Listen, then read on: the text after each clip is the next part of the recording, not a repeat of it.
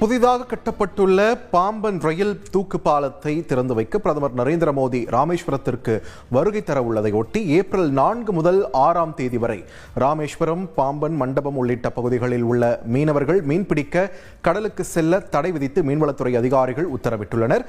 இதுகுறித்த கூடுதல் தகவல்களை வழங்குகிறார் எமது செய்தியாளர் விஸ்வநாதன். என்னென்ன அறிவுறுத்தல்கள் வழங்கப்பட்டிருக்கிறது மீனவர்களுக்கு? விரிவா பதிவு பண்ணுங்க.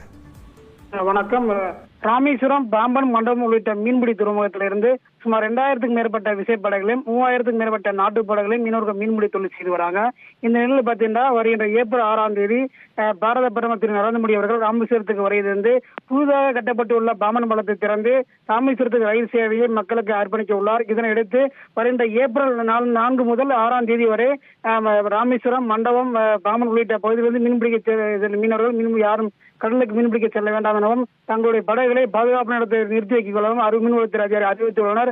மேலும் கடல் பகுதியில் சந்தேகத்தின் இடமாக யாரையும் தென்பட்டால் காவல்துறைக்கு தகவல் கொடுக்க அறிவித்துள்ளனர்.